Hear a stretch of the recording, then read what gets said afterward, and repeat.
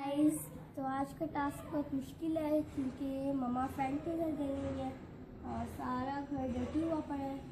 आज काम बिल मासी भी नहीं आई तो सारा घर हमें साफ करना पड़ेगा। तो चलिए देखते हैं कि ये घर किस तरह साफ करते हैं। और हाँ, इस वीडियो को लास्ट तक ज़रूर देखिएगा क्योंकि लास्ट में कुछ ऐसी इंपॉर्टेंट चीज़ है वो मैं आपको अभी नहीं बताऊंगी क्योंकि वो हर बच्चा कहता है हाय ये क्यों हो गया, ये क्यों नहीं हो रहा मुझसे, और वो मैं भी आपको नहीं बता सकती क्योंकि वो तो सरप्राइज है। तो चलिए देखते हैं।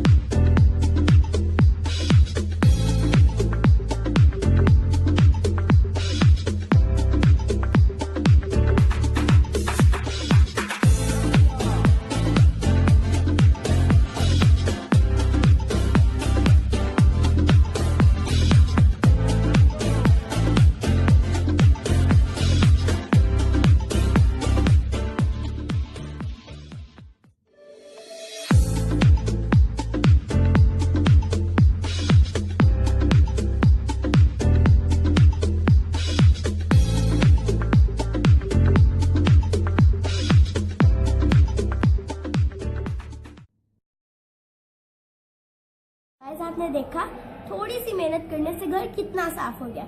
हमने देखा था ना। और वो सीक्रेट बात ये थी,